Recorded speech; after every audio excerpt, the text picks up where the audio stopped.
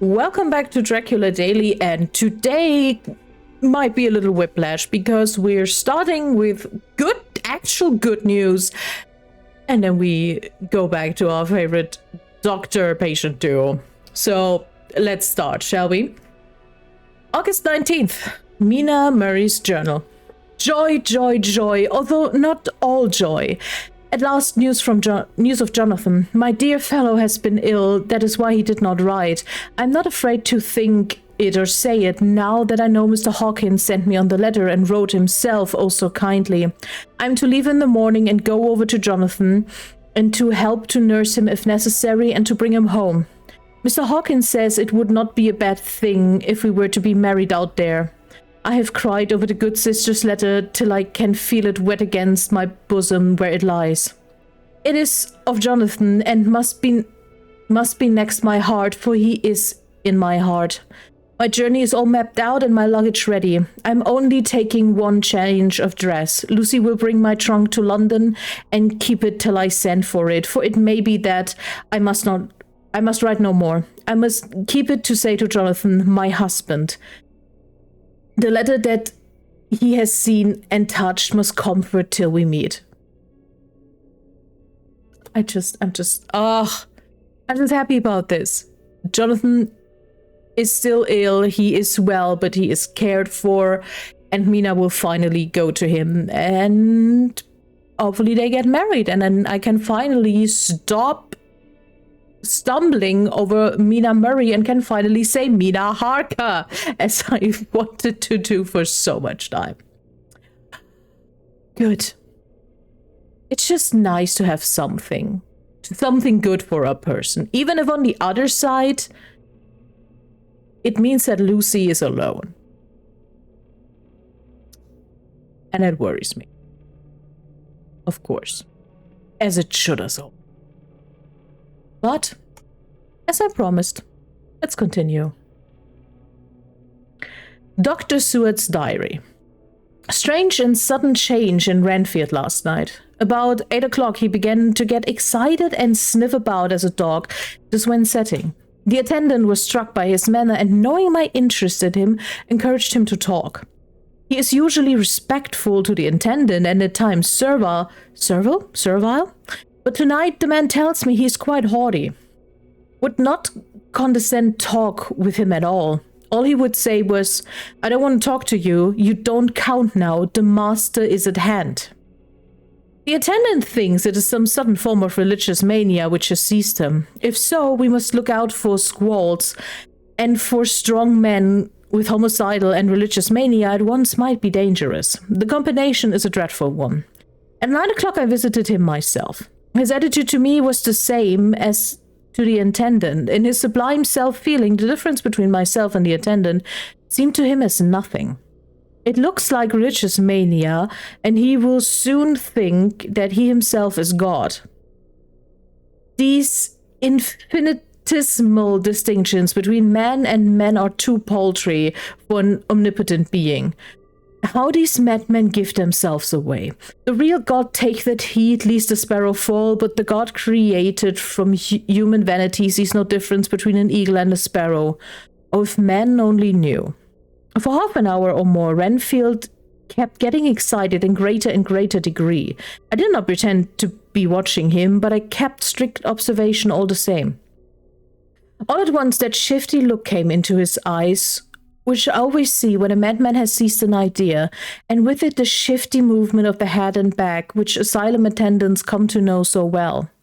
He became quite quiet, and went and sat on the edge of his bed, resigned, and looked into space with lackluster eyes. I thought I would find out if his apathy were real or only assumed, and tried to lead him to talk of his pets, a theme which had never failed to excite his attention. At first he made no reply at all. At first he made no reply, but at length said testily, bother them all. I don't care a pin about them. What? I said. You don't mean to tell me you don't care about spiders. Spiders at present are his hobby, and the notebook is filling up with columns of small figures. To this he answered enigmatically, the bride maidens rejoice the eyes that wait the coming of the bride, But when the bride draweth nigh, then the maidens shine not to the eyes that are filled. He would not explain himself, but remained obstinately seated on his bed all the time I remained with him. I am weary tonight and low in spirits. I cannot but think of Lucy and how different things must have been. If I don't sleep at once, chlorcal the modern morpheres. C2HCl3 OH2O. I have no idea which chemical that is, but yeah, the dude takes medication to sleep, and especially in Victorian times, that stuff was... yeah. I must be careful not to let it grow into a habit. Where's the laughing gas? I'm questioning now if it's laughing gas, because this is something I heard, but I'm not sure. No, I shall take none tonight. I have thought of Lucy, and I shall not dishonor her by mixing the two. If need be, tonight shall be sleepless. Later. Glad I made the resolution. Glad that I kept to it.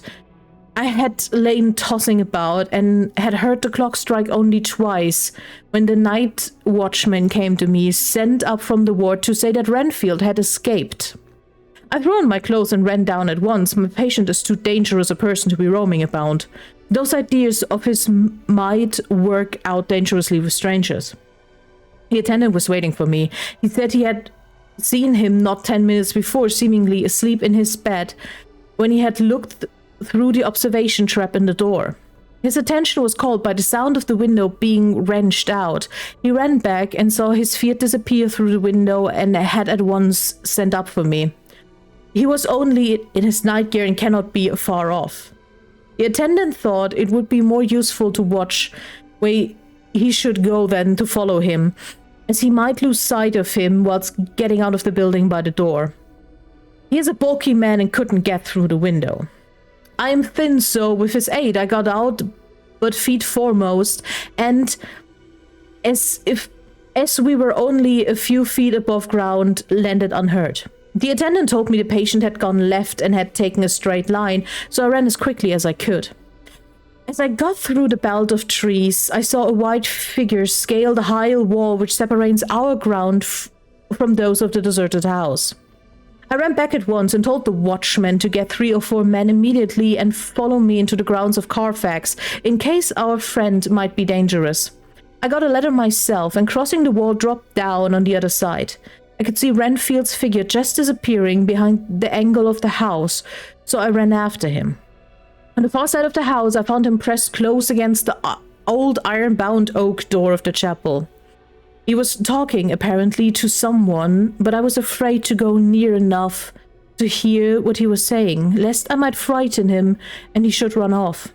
Chasing an errant swarm of bees is nothing to following a naked lunatic when the fit of escaping is upon him. After a few minutes, however, I could see that he did not take note of anything around him, and so ventured to draw nearer to him. The more so as my men had now crossed the wall and were closing him in. I heard him say, "I am here to do your bidding, master. I am your slave, and you will reward me, for I shall be faithful. I have worshipped you long and afar off. Now that you are near, I await your commands, and you will not pass me by, will you, dear master, in your distribution of good things?"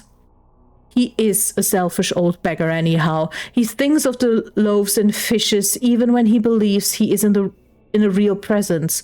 His manias make a startling combination.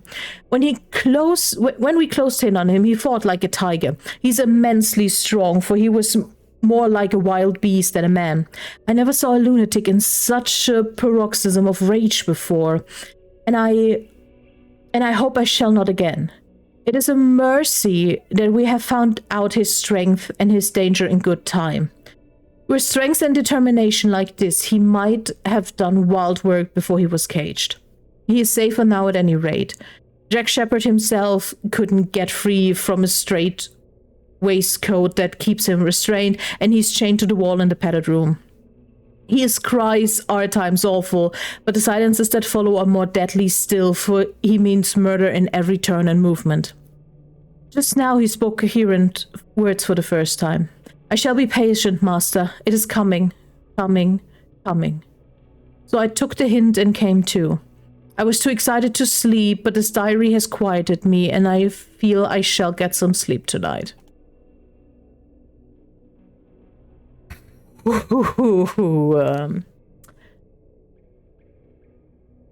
Well, I mean, I already said, hey, the blood in blood thing is interesting for Renfield.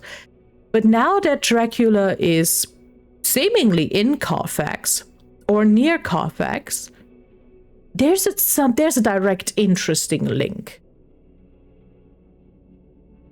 And this will by far not the last we have ever heard from Renfield. But we will continue next time with more of Dr. Seward's diary. Until then,